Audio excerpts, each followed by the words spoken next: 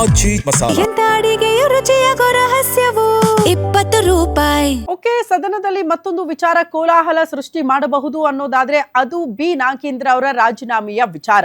B Nagendra ಅವರ ವಿರುದ್ಧ ವಾಲ್ಮೀಕಿ ಹಗರಣಕ್ಕೆ ಸಂಬಂಧಪಟ್ಟಂತೆ ಆರೋಪ ಇದೆ. ಆರೋಪ ಹೊತ್ತು ಇನ್ನೂ ತನಕ ಕೂಡ ಕೇಸ್ ನಡೀತಾ ಇರುವ ಹೊತ್ತಲ್ಲೇ ಸರ್ಕಾರ, ಇನ್ಫ್ಯಾಕ್ಟ್ ರಾಜ್ಯ ಕಾಂಗ್ರೆಸ್ ನಾಯಕರು ಅಥವಾ ಕಾಂಗ್ರೆಸ್ನ ಹೈಕಮಾಂಡ್ ಬಿ ನಾಗೇಂದ್ರ ಅವರಿಗೆ ಸಚಿವ ಸ್ಥಾನ ಕೊಟ್ಟಿದ್ದೆ ಈಗ ವಿಪಕ್ಷಗಳಿಗೆ ಅತಿ ದೊಡ್ಡ ಅಸ್ತ್ರ.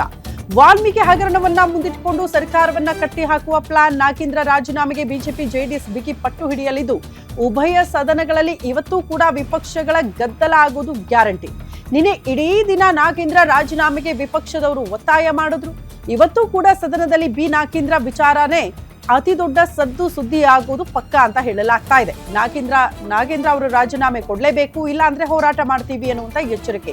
ಭ್ರಷ್ಟಾಚಾರದ ಆರೋಪವಿರುವ ನಾಗೇಂದ್ರ ಅವರಿಗೆ ಸಚಿವ ಸ್ಥಾನ ಯಾಕೆ ಅನ್ನೋದನ್ನ ವಿಪಕ್ಷಗಳು ಪ್ರಶ್ನೆ ಮಾಡ್ತಿದೆ. ನಾಗೇಂದ್ರ ರಾಜೀನಾಮೆ ಕೊಡದೆ ಹೋದ್ರೆ ಸದನ ಭಾಗಿಯಾಗಲ್ಲ ಸದನದಲ್ಲಿ ಅಂತ ವಿಪಕ್ಷಗಳು ಒತ್ತಾಯ ಮಾಡ್ತಾ ಇರೋದು. ಭ್ರಷ್ಟಾಚಾರದ ಆರೋಪ ಇರುವ ನಾಗೇಂದ್ರ ಅವರಿಗೆ ಸಚಿವ ಸ್ಥಾನ ಕೊಟ್ಟಿದ್ದು ಸರಿಯಲ್ಲ.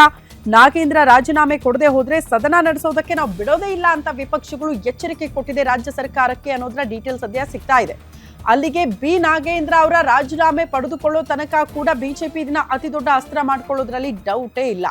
ಸದನ ಮುಗಿಯೋ ತನಕ ಕೂಡ ಬಿ ನಾಗೇಂದ್ರ ಅವರ ರಾಜೀನಾಮೆನೇ ಪ್ರತಿದಿನ ಚರ್ಚೆಗೆ ಬಂದರೂ ಕೂಡ ಸದನದಲ್ಲಿ ಕೋಲಾಹಲ, ಗದ್ದಲ, ಗಲಾಟೆಗೆ ಕಾರಣ ಆದರೂ ಕೂಡ ಪರವಾಗಿಲ್ಲ, ಸದನದ ಸಮಯ ವ್ಯರ್ಥ ಮಾಡೋದಕ್ಕೂ ಕೂಡ ಸಿದ್ಧರಿದ್ದೀವಿ ಅನ್ನೋ ರೀತಿಯಲ್ಲೇ ಬಿಜೆಪಿ ನಾಯಕರು ಸ್ಟ್ಯಾಂಡ್ ತೆಗೆದುಕೊಂಡಂಗೆ ಕಾಣಿಸುತ್ತೆ ಬಿ ನಾಗೇಂದ್ರ ಅವರ ರಾಜೀನಾಮೆ ವಿಚಾರಕ್ಕೆ ಸಂಬಂಧಪಟ್ಟಂತೆ. ಹೌದು, ಒಂದು ಅರ್ಥ ಇದೆ ಪ್ರಶ್ನೆ ಮಾಡೋದ್ರಲ್ಲಿ. ಕಾರಣ ಇನ್ನೂ ಕೂಡ ಕೇಸ್ ನಡೀತಾ ಇರುವ ಹೊತ್ತಲ್ಲೇ ಸ್ವಪಕ್ಷದಲ್ಲೇ ಅಸಮಾಧಾನ ಇದೆ ಬಿ ನಾಗೇಂದ್ರ ಅವರಿಗೆ ಸಚಿವ ಸ್ಥಾನ ಕೊಟ್ಟಿರೋದು. ಹಾಗಾಗಿ ವಿಪಕ್ಷಗಳು ಇದನ್ನ ಅಸ್ತ್ರ ಮಾಡ್ಕೊಳ್ಳೋದ್ರಲ್ಲಿ ತಪ್ಪೇನು ಅನ್ನುವಂಥ ಪ್ರಶ್ನೆ ಬಂದ್ಬಿಡುತ್ತೆ. ಆದ್ರೆ ಇದೇ ವಿಚಾರದಲ್ಲಿ ಸದನದ ಸಮಯ ವ್ಯರ್ಥ ಆಗ್ಬಿಟ್ರೆ, ರಾಜ್ಯದ ಜ್ವಲಂತ ಸಮಸ್ಯೆಗಳ ಬಗ್ಗೆ ಚರ್ಚೆ ಆಗದೆ ಹೋದ್ರೆ, ಕ್ಷೇತ್ರಗಳ ಬಗ್ಗೆ ಒಂದಷ್ಟು ವಿಚಾರಗಳ ಚರ್ಚೆ ಆಗುತ್ತೆ, ಏನಾದ್ರೂ ಪರಿಹಾರ ಹೊತ್ತು ನಮ್ಮ ಶಾಸಕರು ಕ್ಷೇತ್ರಗಳಿಗೆ ವಾಪಸ್ ಆಗ್ತಾರೆ ಅಂತ ರಾಜ್ಯದ ಬಹುತೇಕ ಕ್ಷೇತ್ರಗಳ ಜನ ಎದುರು ನೋಡ್ತಿದ್ದಾರಲ್ಲ ಸದನದ ಕಡೆಗೆ. ಯಾವ ವಿಚಾರವೂ ಚರ್ಚೆ ಆಗದೆ ಹೋದ್ರೆ ಈ ಸದನ ನಡೆದಾದ್ರೂ ಯಾರಿಗೆ ಪ್ರಯೋಜನ ಅನ್ನೋ ಪ್ರಶ್ನೆ ಬಂದ್ಬಿಡುತ್ತೆ. ಎನಿವೆ, ಬಿ ನಾಗೇಂದ್ರ ಅವರ ವಿಚಾರಕ್ಕೆ ಸಂಬಂಧಪಟ್ಟಂತೆ ರಾಜ್ಯ ಸರ್ಕಾರ ಒಂದು ಕ್ಲಾರಿಟಿ ಕೊಡಬೇಕಾಗುತ್ತೆ. ಇನ್ಫ್ಯಾಕ್ಟ್ ಮುಖ್ಯಮಂತ್ರಿ ಡಿ.ಕೆ. ಶಿವಕುಮಾರ್ ಅವರು ಕ್ಲಾರಿಟಿ ಕೊಡಬೇಕು.